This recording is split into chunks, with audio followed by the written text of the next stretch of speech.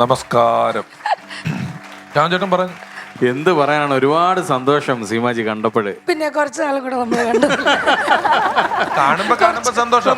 അതാണ്, കാണുമ്പോ സന്തോഷം കൂടുക. കഴിഞ്ഞ സിനിമയിലും ഞങ്ങൾ എത്ര ദിവസം ഒരുമിച്ചുണ്ടായിരുന്നു. നമ്മുടെ വിഷ്ണുവും ബിബിനും കൂടെ ഹീറോസ് ആവുന്ന ഒരു പടമുണ്ട്, മരതകം. അതിനു മുമ്പ് കേശു ഉണ്ടായിരുന്നു. കേശു വീടിന്റെ അകത്തുള്ള നിങ്ങൾ ഭാര്യയും ഭർത്താവല്ല, പ്രിയങ്ക ചേച്ചിയായിരുന്നു. പക്ഷെ എനിക്ക് ആഗ്രഹം ഉണ്ടായിരുന്നു, പക്ഷെ എനിക്ക് തന്നില്ല വേഷം. ഞാൻ ജാഫർക്കയുടെ വൈഫായിട്ടുണ്ടായിരുന്നു ആ സിനിമയില്.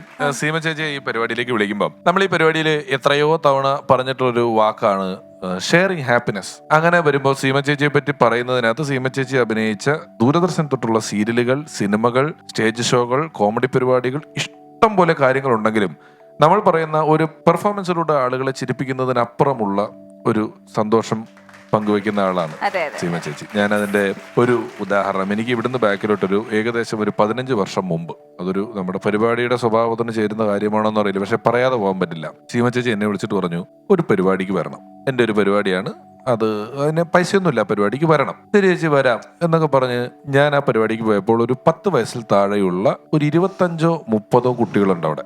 10 വയസ്സിൽ താഴെയുള്ള 30-ലധികം കുട്ടികൾ അവിടെ ഉണ്ട്. അവരുടെ കൂടെ നമ്മൾ പാട്ട് പാടുന്നു, അവരുടെ ബലൂൺ പെറുക്കുന്നു, അവർ കുട്ടികളൊക്കെ കളിക്കുന്നു, രസിക്കുന്നു. ഇതിന്റെ ഒരു കാര്യം എന്താന്ന് വെച്ച് കഴിഞ്ഞാൽ ഈ 30 കുട്ടികളും ഒരു 2-3 വർഷത്തിനകം മരിച്ചു. ഇവരെല്ലാം ക്യാൻസർ രോഗത്തിന് അടിമപ്പെട്ടവരാണ്, രോഗികളാണ്.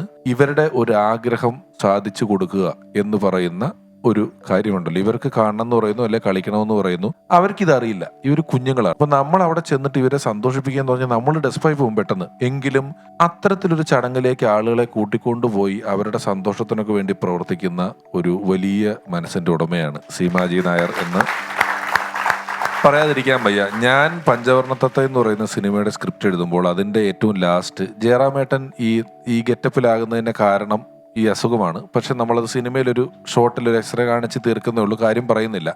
പക്ഷെ അദ്ദേഹം ഒരു രോഗിയാണെന്ന് പോലും ആ സിനിമയിൽ എവിടെയും പറയുന്നില്ല, പറയാതെ പറഞ്ഞിട്ടേ ഉള്ളൂ. പക്ഷെ അതിനകത്ത് ചാക്കോച്ചനോട് ജയറാമേട്ടൻ പറയുന്ന ഒരു ഡയലോഗ് ഉണ്ട്, ആരുടെയെങ്കിലും ഒരാളുടെയെങ്കിലും ആഗ്രഹം നമുക്ക് സാധിച്ചു കൊടുക്കാൻ പറ്റുമെങ്കിൽ പറ്റുന്നതാണെങ്കിൽ ചെയ്തുകൂടെ എന്ന് പറഞ്ഞ ഡയലോഗ് എഴുതുമ്പോൾ ഞാൻ സീമ ചേച്ചിയുടെ മനസ്സിൽ ഓർത്തിട്ടുണ്ട്. അത് എഴുതുന്ന സമയത്ത്, കാരണം അതിനുവേണ്ടി ശ്രമിക്കുക എന്ന് പറയുന്നത് ഒരു വലിയ കാര്യമാണ്. ആ സിനിമയിൽ സീമ ചേച്ചി അഭിനയിച്ചിട്ടുണ്ട്, അന്ന് ഞാനിത് പറഞ്ഞിട്ടില്ലെങ്കിലും ഉറപ്പായും അത് എഴുതുന്ന സമയത്ത് ഈ കാര്യം ഞാൻ എൻ്റെ കൂടെ എഴുതിയ ഹരിയോട് പറഞ്ഞിട്ടുണ്ട്, ഇങ്ങനെ ഒരു സംഭവമുണ്ട്, ആഗ്രഹം സാധിച്ചു കൊടുക്കൽ. സിനിമ തീരുമ്പോൾ ലാസ്റ്റ് ഡയലോഗ് പറയുന്നുണ്ട്, നമ്മൾ 5 പേരുടെ ആഗ്രഹങ്ങളാണ് ഈ സിനിമയിൽ തീർത്തിട്ടുള്ളത്. പഞ്ചവർണ്ണ തത്ത എന്ന് പറയുന്ന 5 പേരുടെ ആഗ്രഹങ്ങളാണെന്ന് പറഞ്ഞാൽ 5 ആഗ്രഹങ്ങൾ എണ്ണമിട്ട് പറഞ്ഞാണ് ആ സിനിമ നിർത്തിയിരിക്കുന്നത്. അങ്ങനെയൊക്കെ ആണോ ആളുകൾ കണക്ട് ചെയ്ത് മനസ്സിലായെന്ന് എനിക്ക് അറിയില്ലെങ്കിലും അതിനകത്ത് ചേച്ചിയുടെ ഒരു കോൺട്രിബ്യൂഷൻ ഉണ്ടെന്ന് ഞാൻ ഇപ്പം ഇവിടെ വെച്ച് പറയുകയാണ്.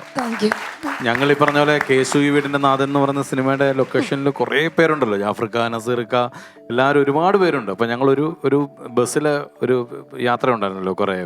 അപ്പോൾ കൂടുതൽ ദിവസം ആ ബസ്സിനുള്ളിലായിരുന്നു. അപ്പോൾ എല്ലാവരും ചിരിയും കളിയും കാര്യങ്ങൾക്കൊക്കെ ആണെങ്കിലും സീമാജീനെ എപ്പോൾ നോക്കിയാലും കിട്ടില്ല, കാര്യം എപ്പോഴും ഫോണിലായിരിക്കും. ജാഫർക്കയാണ് ഭർത്താവ്. അപ്പോൾ ജാഫർക്ക പറയും, എൻ്റെ ഭാര്യ മാത്രമേ ഇപ്പോൾ ഓണി കുത്തിക്കൊണ്ടിരിക്കും, വിളിങ്ങി എപ്പോഴും പ്രിയ എന്ന് പറഞ്ഞ് എപ്പോഴും കുറ്റം പറച്ചിലാണ്.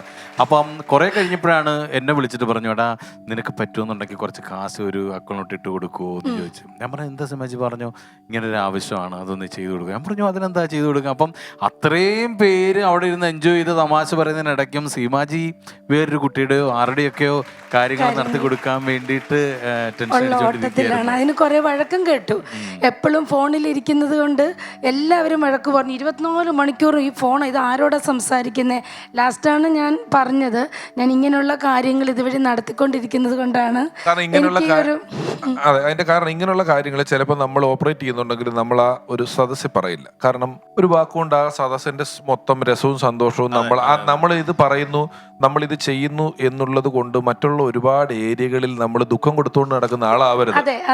നമ്മളിത് ചെയ്തു, ബാക്കിയുള്ളവന്റെ ഹാപ്പിനെസ് കളഞ്ഞിട്ട് വേറത്തിന് ഹാപ്പിനെസ് കൊടുക്കാൻ നമുക്ക് പറ്റില്ല. അവരുടെ ഹാപ്പിനെസ് മെയിൻറ്റെയിൻ ചെയ്തുകൊണ്ടേ ചെയ്യാൻ പറ്റുള്ളൂ. അതിൽ എന്നാണ് ഏകദേശം സീമ ചേച്ചി ഇതിലോട്ട് ഇപ്പൊ ഫുൾ ടൈം ചെയ്യുന്നുണ്ട്, അഭിനയമുണ്ട്. ഏത് പോയിന്റിലാണ് സീമ ചേച്ചി ഇങ്ങനെ ഒരു തീരുമാനത്തിലോട്ട് വരുന്നതും ചെയ്യുന്നത്? സ്കൂള് മുതൽ തുടങ്ങിയ ഒരു പ്രവർത്തനമാണ് എല്ലാവർക്കും വേണ്ടി. പക്ഷെ ഇതൊരു സീരിയസ് ആയിട്ട് അപ്പോഴൊന്നും എനിക്കതിൻ്റെ സീരിയസ്നെസ് അറിയില്ല. അമ്മ ക്യാൻസർ പേഷ്യൻ്റായിട്ട് RCCയിൽ കിടക്കുന്ന സമയത്താണ്. നമുക്കും സാമ്പത്തിക ബുദ്ധിമുട്ടുകൾ ഒരുപാടുണ്ട്. അപ്പോഴാണ് അവിടെ ഓരോരുത്തരും വന്നിട്ട് ചിലപ്പോൾ ഒരു നേരത്തെ ആഹാരത്തിനാണെങ്കിലും ശരി, ഒരു ജോഡി ഡ്രസ്സിനാണെങ്കിലും ശരി ബുദ്ധിമുട്ടുന്നത് കണ്ടിട്ടുള്ളത്. അപ്പം ഞാൻ നാടകത്തിൽ അഭിനയിക്കുക. അന്ന് ഞാൻ എൻ്റെ മനസ്സിൽ സീരിയസ് ആയിട്ട് തീരുമാനമെടുത്തു, എന്നെക്കൊണ്ടാവുന്ന രീതിയിൽ ആരെയൊക്കെ സഹായിക്കാൻ പറ്റുമോ സഹായിക്കാമെന്ന്. അത് ഇന്നും ഇങ്ങനെ തുടർന്നുകൊണ്ടിരിക്കണം.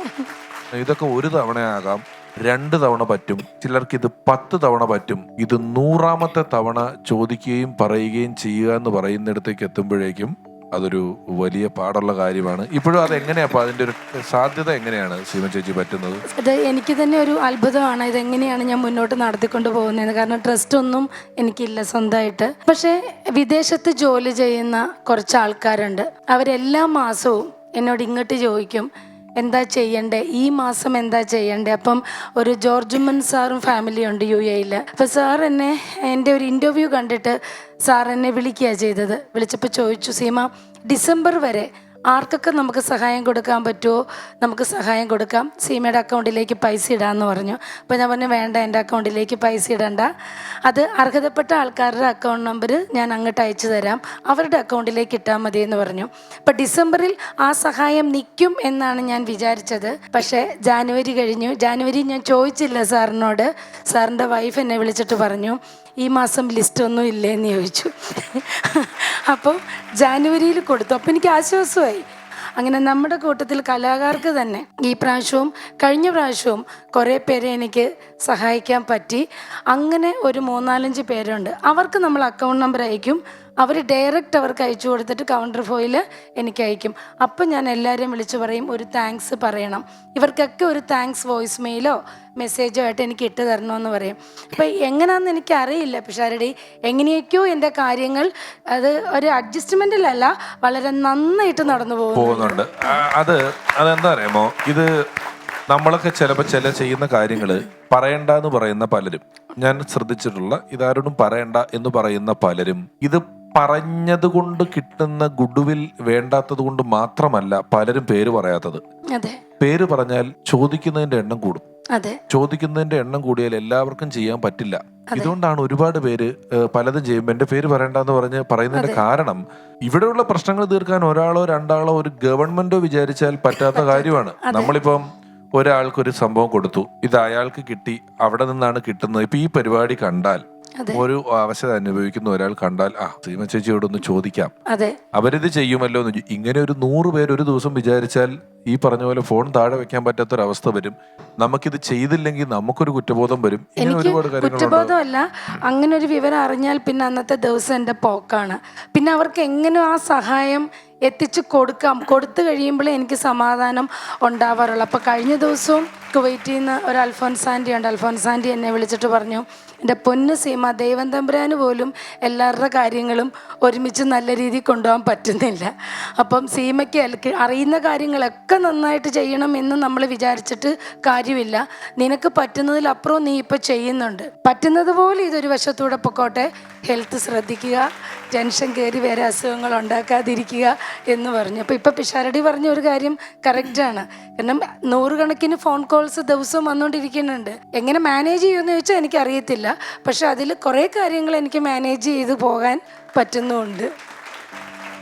ഈ സെഗ്മെന്റിൽ വന്നിട്ടുള്ള ഇതുവരെ വന്ന എല്ലാവരുടെയും കലാജീവിതം, കലാപ്രകടനം, കലാപരമായ കഴിവുകൾ എന്നിവയാണ് നമ്മൾ ഡിസ്കസ് ചെയ്തിട്ടുള്ളതും പറഞ്ഞിട്ടുള്ളതും. പക്ഷെ നമുക്ക് ഇത്തവണ ഏതോ 2 സിനിമയുടെ പേര് വെറുതെ പറഞ്ഞു പോയതിനപ്പുറം കാര്യമായി സീമ ചേച്ചിയിലെ കലാകാരിയെ കുറിച്ച് ഇവിടെയൊന്നും പറയാൻ നമുക്ക് സമയമുണ്ടായിരുന്നില്ല. 2 വരി സീമ ചേച്ചി എന്ന കലാകാരിയെ എല്ലാവർക്കും അറിയാം. കലാപ്രകടനങ്ങൾ നമ്മൾ കണ്ടിട്ടുണ്ട്. ഒരുപാട് സിനിമകളിൽ മികച്ച വേഷങ്ങൾ കൈകാര്യം ചെയ്തിട്ടുണ്ട്. കലാകാരിയും വ്യക്തിയും തമ്മിലുള്ള മത്സരം നടത്തുമ്പം ഒരുപാട് പേർക്ക് അത് ഒപ്പമാണ്, ഒരുപാട് പേർക്ക് കല മുന്നിലാണ്. എന്നാൽ വ്യക്തി കലാകാരിയേക്കാൾ ഒപ്പമോ മുന്നിലോ ആയതുകൊണ്ടാണ് ഇന്ന് അങ്ങനെ സംഭവിച്ചത്. ഈ പരിപാടിയിൽ വന്നതിൽ വളരെ വലിയ സന്തോഷം ഈ അവസരത്തിൽ അറിയിക്കുന്നു. സീമാജി, അടുത്തൊരു മദർ തെരേസ അവാർഡ് കിട്ടിയെന്ന് പറഞ്ഞത് വളരെയധികം സന്തോഷം. അതുപോലെ തന്നെ നമ്മുടെ ഈ അഭിനയ രംഗത്താണെങ്കിലും ഈ പൊതുപ്രവർത്തന രംഗത്താണെങ്കിലും കിട്ടിയിട്ടുള്ള അതുപോലുള്ള അംഗീകാരങ്ങളെ കുറിച്ചൊന്ന് പറയാം. അംഗീകാരം മദർ തെരേസയാണ് സാമൂഹിക പുരസ്കാരം. അത് സാമൂഹിക സേവനത്തിനുള്ള അവാർഡ്. അത് കലയുടെ പ്രഥമ പുരസ്കാരം ഗവർണറിൽ നിന്നാണ് സെപ്റ്റംബർ 21-ാം തീയതി ഏറ്റുവാങ്ങിയത്. പിന്നെ ഏറ്റവും നല്ല നാടക നടിക്കുള്ള സ്റ്റേറ്റ് അവാർഡ് കിട്ടിയിട്ടുണ്ട്, അത് 92-ൽ. ഏറ്റവും നല്ല TV നടിക്കുള്ള അവാർഡ് കിട്ടിയിട്ടുണ്ട്, 2014-ലാണ് അത് കിട്ടിയിരിക്കുന്നത്. പിന്നെ ഇപ്പം ഒരു Baithulmal ഫൗണ്ടേഷൻ്റെ woman of the year പുരസ്കാരം. അത് നമ്മുടെ സാമൂഹിക സേവനത്തിനാണ്. അറേബ്യൻ ഫാഷൻ ജുവലറിയുടെ വക ഒരു സാമൂഹ്യ സേവന പുരസ്കാരം എന്ന് പറഞ്ഞ് കലാഭവൻ മണിച്ചൻ്റെ പേരിലുള്ള അതും അവാർഡ് കിട്ടിയിട്ടുണ്ട്. അല്ലാതെ അവാർഡുകൾ കുറേ കിട്ടിയിട്ടുണ്ട്. പക്ഷേ ഇതാണ്. മാത്രമല്ല ഫണ്ട്സ് അപ്പോൺ എ ടൈമിന്റെ എക്സലൻസ് അവാർഡ് കിട്ടിയിട്ടുണ്ട്. കിട്ടിയിട്ടില്ല, തരാൻ പോണതല്ലേ ഉള്ളൂ. അടുത്ത പരിപാടി പോകുമ്പോൾ ഇതും കൂടെ പറയണമെന്ന് പറയാൻ വേണ്ടി വന്നതാണ്. അത് തീർച്ചയായിട്ടും ഞാൻ പറഞ്ഞോളാം. ചേച്ചി, രമേശ് ഏട്ടൻ 15 വർഷങ്ങൾക്ക് മുൻപുള്ള ഒരു കഥ പറഞ്ഞു. പക്ഷേ എനിക്ക് റീസെൻ്റ് ആയിട്ടും ഈ അടുത്ത കാലത്ത് വരെ ചേച്ചി ഈ ഒരു മേഖലയിൽ സജീവമായിട്ട് പ്രവർത്തിച്ചു വരുന്നു. അപ്പോൾ അതിൽ എടുത്തു പറയേണ്ട എല്ലാവരുടെയും ശ്രദ്ധയിൽപ്പെട്ട ഒരു കാര്യമാണ് നമ്മെ വിട്ടുപോയ ആക്ട്രസ് ശരണ്യയുടെ ഒരു എന്താ പറയാ. അല്ല, ശരണ്യ എല്ലാവർക്കും അറിയാവുന്ന കാര്യമാണ്. ശരണ്യ എനിക്ക് മോളെ പോലെയായിരുന്നു. കഴിഞ്ഞ ഒരു 10 വർഷം അവളുടെ ഒപ്പമാണ് ഞാൻ യാത്ര ചെയ്തത്. അപ്പം ആ ഒരു മോളെ എത്രത്തോളം എനിക്ക് ചേർത്ത് പിടിക്കാൻ പറ്റിയോ അത്രത്തോളം ചേർത്ത് പിടിച്ചു. അവളുടെ ജീവൻ വിട്ടുകൊടുക്കാതിരിക്കാൻ മാക്സിമം ഫൈറ്റ് ചെയ്തു. അവൾക്ക് ചെയ്യാൻ പറ്റുന്ന എല്ലാ ട്രീറ്റ്മെൻറ്റും അവൾക്ക് വേണ്ടി ചെയ്തു കൊടുത്തു. അവളുടെ എല്ലാ ആഗ്രഹങ്ങളും സാധിച്ചു. പക്ഷേ അവളുടെ ജീവൻ പിടിച്ചു നിർത്താനുള്ള ആഗ്രഹം മാത്രം എനിക്ക് സാധിച്ചു കൊടുക്കാൻ പറ്റിയില്ല. അപ്പം അത് ജീവിതത്തിൽ വേദനയായിട്ട് കരുതുന്നു. അതുപോലെ തന്നെ നന്ദൂട്ടൻ എപ്പോഴും എന്നോട് എന്നെ യശോദാമ്മയെ പോലെ കാണണമെന്നാണ് പറയുന്നത്. അപ്പം നന്ദൂട്ടൻ പോയി 2 മാസം കഴിഞ്ഞപ്പോഴാണ് ശരണ്യ പോകുന്നത്. അപ്പോൾ ഒരമ്മയ്ക്ക് നഷ്ടപ്പെട്ടത് 2 മാസത്തിനിടയ്ക്ക് 2 മക്കളെയാണ്. അപ്പോൾ ഞാൻ പുറത്ത് നിൽക്കുന്ന ഒരമ്മയാണെങ്കിൽ പോലും എൻ്റെ നെഞ്ചോട് ചേർത്ത് വെച്ച കുട്ടികൾ എന്നുള്ള രീതിയിൽ ആ ഒരു വിഷമം എനിക്കത് പറയാൻ പറ്റില്ല. ചേച്ചി, തീർച്ചയായിട്ടും ഞങ്ങൾക്ക് എല്ലാവർക്കും ഒരു വലിയ ഇൻസ്പിറേഷനാണ്. അപ്പോൾ നമ്മുടെ ഫ്ലോറിലെത്തിയതിൽ സന്തോഷം. ഞങ്ങളുടെ സ്നേഹാദരം നൽകാൻ ആഗ്രഹിക്കുന്നു. ഇത് ചേച്ചി കൈമാറാനായിട്ട് രമേശ് ചേട്ടനെയും ഷാജുൻ ചേട്ടനെയും സ്റ്റേജിലേക്ക് ക്ഷണിക്കുന്നു, പ്ലീസ്.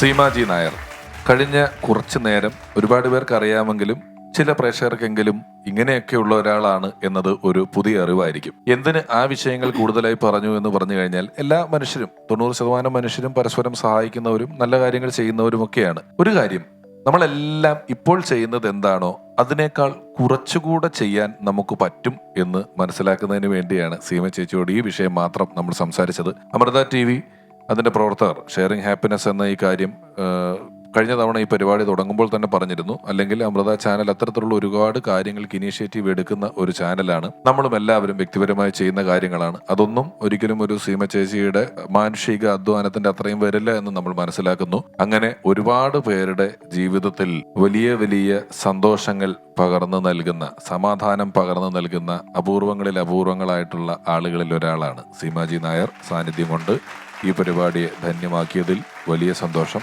ഒപ്പം നമുക്കിപ്പോൾ ഇവിടെ പറയാവുന്ന ഒരു കാര്യം, ഇത്തരത്തിലുള്ള ചില ആവശ്യങ്ങൾക്ക് ഇനിയും സീമ ചേച്ചിക്ക് വിളികൾ വരും, ആവശ്യക്കാർ വരും. അത്തരം സന്ദർഭങ്ങളിൽ മടികൂടാതെ ഒരു വിളി വൺസ് അപ്പോൺ എ ടൈം എന്ന ഈ പ്രോഗ്രാമിനെയും ടീമിനെയും വിളിക്കാം. ഞങ്ങളും അതിനൊപ്പം ഉണ്ടാകും എന്ന് പറഞ്ഞുകൊണ്ട് സീമ ചേച്ചിക്ക് പറയാനുള്ളത്.